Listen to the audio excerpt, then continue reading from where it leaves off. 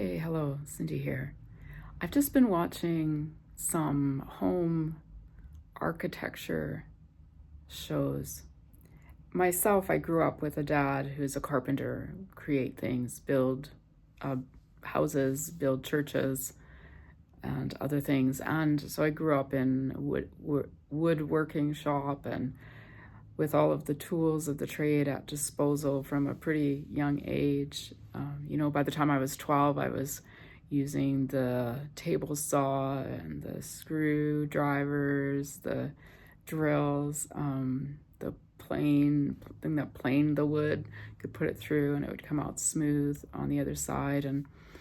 Uh, so, and within the family, there's this creativity all through both sides, my mom's side and my dad's side.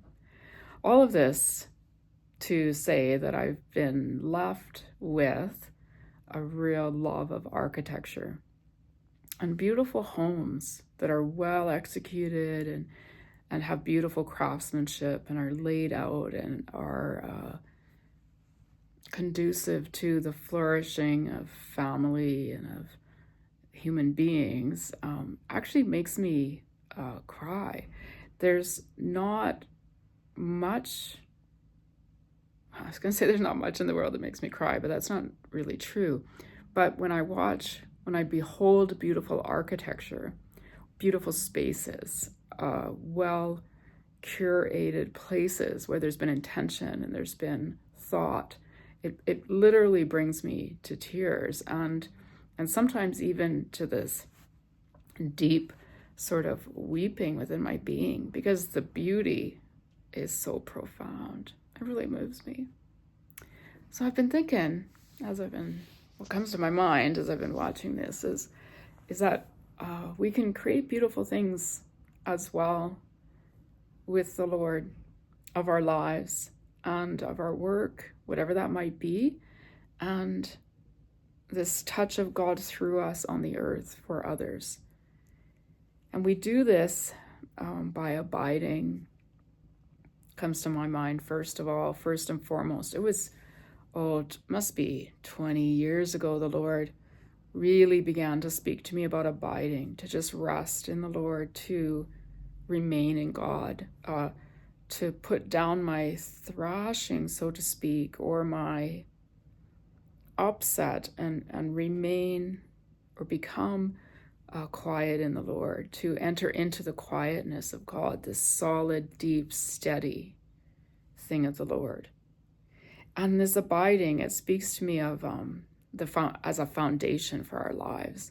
If we have a good foundation, everything else grows well after that or is established in strength. And the Lord is our foundation if we want a blessed thing of our days and of our lives. Of course, this isn't without its struggle. I remember one of the home architectural shows from some years back. These are amazing to watch because people will say things like this: we were ready to give up so many times, or it was way harder than we knew, or it cost so much more than we ever expected, or we thought many times it was not going to work. And all of these, and yet they ended up with this beautiful, beautiful home and space and place with much more effort, much more tenacity and faithfulness and hard work than they ever imagined. And often became surprised by the end of it that it had come together.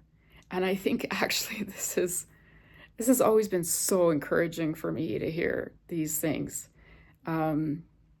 That we want to build things. At least I want to build things. I want to build things out of my life. I want to create and have some sort of a legacy, leave some sort of mark.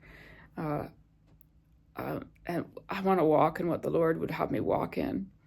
And that requires more of me than what I know or what I may even want to give, per se. You know what I mean? And yet we remain in God, we abide in the Lord, and He takes us along. And we begin to move hand in hand with where God's going, and He's got this grand invitation for us. And so we can build these things with the Lord together. And I can't think of anything more satisfying, more purposeful, just such a delight at the end of the day, but not without its trouble. I remember hearing this woman speak at a leadership conference, again, years ago. She had climbed Mount Everest, and so she was showing pictures of herself on Mount Everest. And I remember she said, in regards to this one, she was standing with another person, and they were smiling, and this picture had been taken. And she said, this smile that you see, this is fake. This is a fake smile. Because by the time you're this far on Mount Everest, you can hardly walk. Everything hurts. You're having trouble breathing. And you just feel terrible. You don't feel well. You feel like you're dying. Because actually you are when you get that high. But it's so encouraging. It's like, oh yeah, okay. So climbing mountains is something we love the idea of that, right? This romantic notion of climbing mountains, of building great things, of being established in purpose and in strength. And of course, this is hardwired within our human hearts, right? Our humanity. The best of us is called forth in the most difficult things. And when we engage upon something that's way bigger than ourselves,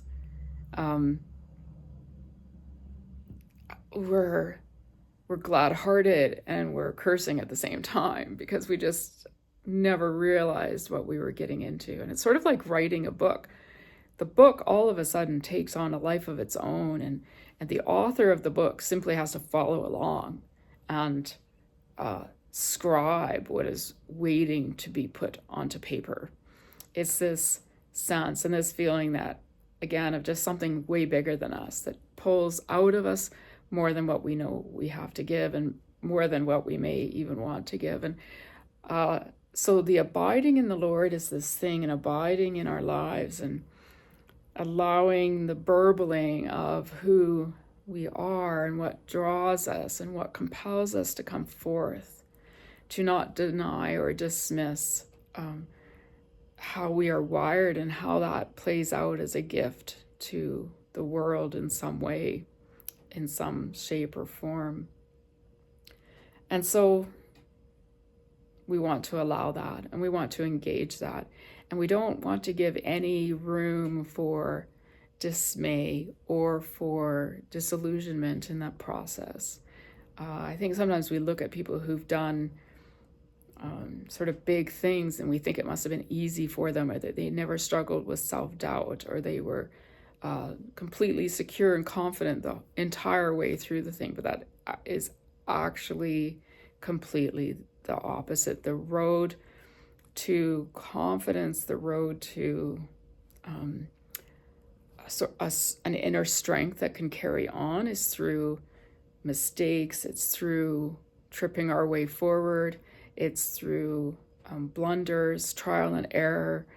It's never a smooth, clear, clean road, because we will continue to be challenged as people and grown into something more and honed and polished, and the Lord will take us in hand and smooth off the rough edges. And anyways, all this to say, let's just engage our lives and what's important to us and what burbles out of our being, and we rest in the Lord regardless. We look to God regardless. And of course, the farther along we get, the petty little things that bothered us at one time just seem like dust bunnies now. They're just like little gnats we can flick off our shoulder. You know, at one time it seemed to be the the big thing that would stop us. But it doesn't have to be. We carry on, and the things that once stopped us can't stop us anymore. And in fact, often we get to the point where the things that once stopped us are now the troubles that once stopped us are those same kind of troubles now are the wind beneath at our backs, pushing us forward. And it's sort of like, well, whatever. I don't think so. Been this path before. This isn't going to stop me now. So all this to say, be blessed in whatever you're doing. Carry on. Allow it to draw from you more of who you are and to pull from you more than what you think you have to give. And if you're really, or when we get stuck, I knew this right away years back when the Lord was telling me about what he was inviting me into. I knew I did not have enough love. And so one of my initial prayers was, God, I need more love, and will you give me more love? And so all through the years since, when I get sort of at a stuck point and a bit of a bitter point, and my heart's a bit hard, and I'm just not sure about whatever part of it is, I've learned that that's when I ask God for more love to carry on and to go forth, and then we're a little more whole and a little more softened, and which means more resilient, right? We've got more give and take, and we can take on hurdles and challenges in a fresh and a resilient, adaptable kind of way. So I pray this for you today. May you abide in the Lord. May you call on the Lord for more love for whatever you are doing.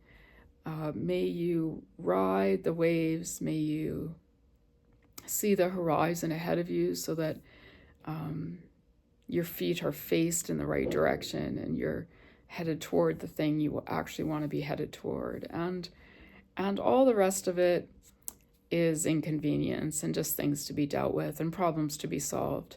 And you can do that day by day and week by week. So may you go forth in strength and in tenacity and in a purpose and a glad heart.